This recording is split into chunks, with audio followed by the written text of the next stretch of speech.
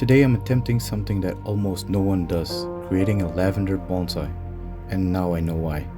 Lavender is beautiful, smells amazing, and has been used for centuries for its medicinal and relaxing properties. But as a bonsai, you rarely see that. I wanted to know why, so I decided to run an experiment.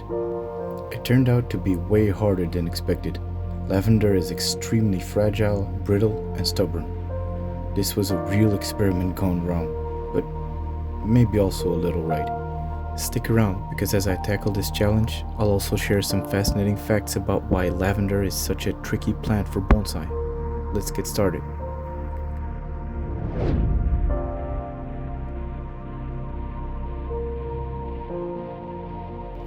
Because it didn't really contain an abori, or at least not something that you can call an abori, I had to go and identify my best line basted tip. And this best line basted tip contains 2 trunks, or actually even 3 trunks. So I'm going to try to utilize all 3 of them to the best of my ability. But first comes the cleaning, and it's gonna be a lot of cleaning, looking at all the debris that is inside.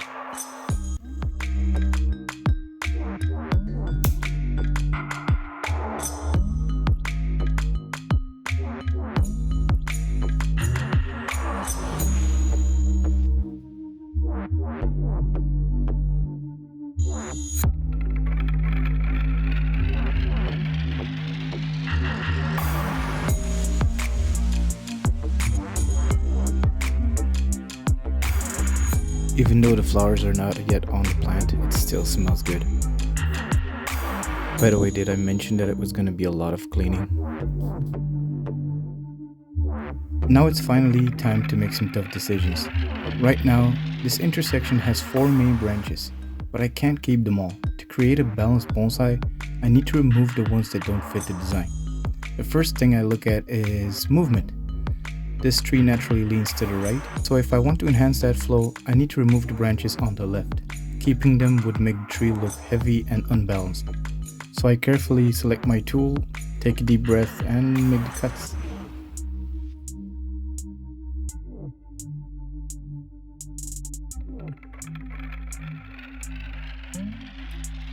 Now the tree has a cleaner direction, it feels lighter, more dynamic, and we're one step closer to turning it into a real bonsai.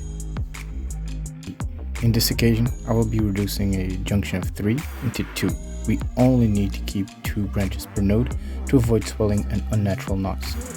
In this case, I will be removing the one that is going upwards.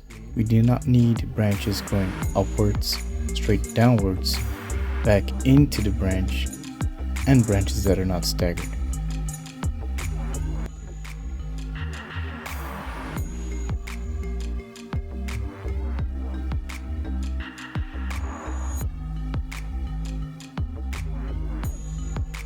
At first I thought bending lavender would be just like any other bonsai tree, but I didn't think that one through.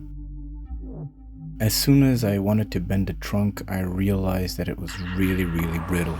So I had to take extreme caution and really think about where to put my wire and also where to hold my hand in order to support the weaker parts of the tree, like crotches.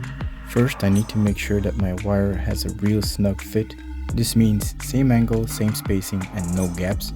But here I have to pay extra attention to where my wire ends, meaning that I need the crotch to be covered by my wire. It runs over it, if you will. The bending will not happen this way. I will always have to support the crotch in order for it to not rip, because that's what it will do if I don't support it correctly. Also, look at how I am pushing here with my finger in order to support the bending, and I am using the wire as a fulcrum.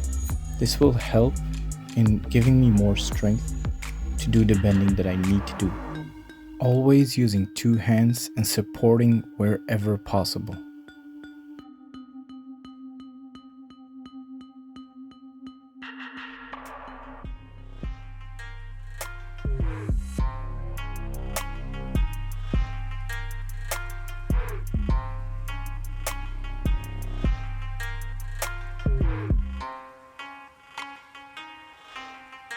Here is another perfect example of how to support the crotch. and use the fulcrum or the wire as a fulcrum in order to do your bending. This will give you more control over the entire bending process.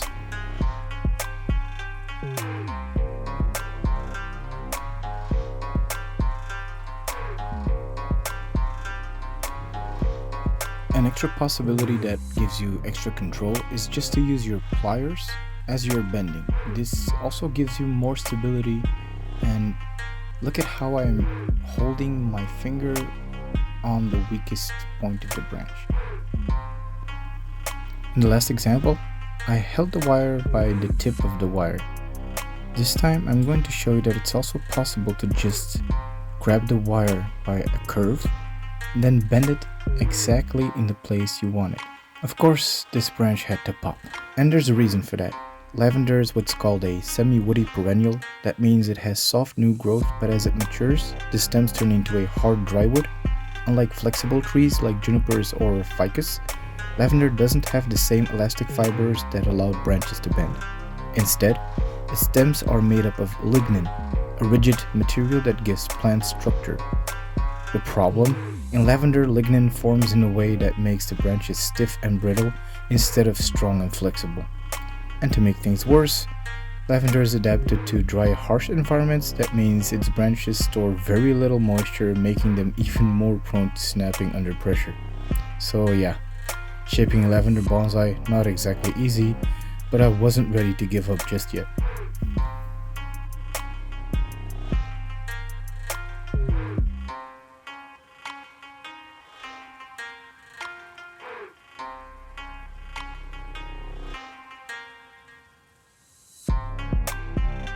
Sometimes in bonsai, things don't go as planned, and this time it hit me hard. One of my trees had a great strong foundation, but then the top broke off. A real setback. In bonsai, the apex or top of the tree is one of the most important parts.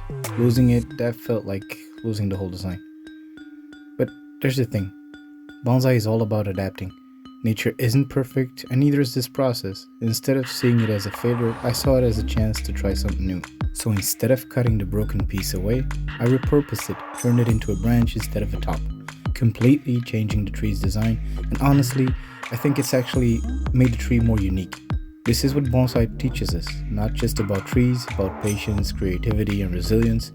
Things will go wrong, mistakes will happen, but if you stay flexible and open-minded, sometimes those mistakes lead to something even better. So let's keep going, because every cut, every break, and every setback is just a part of the journey.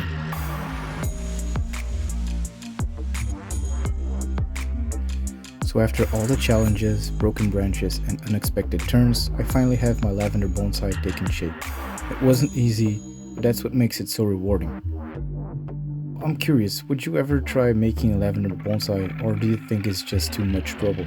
Let me know in the comments.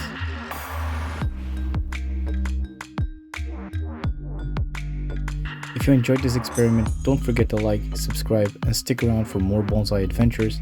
Who knows, maybe next time I'll try something even crazier.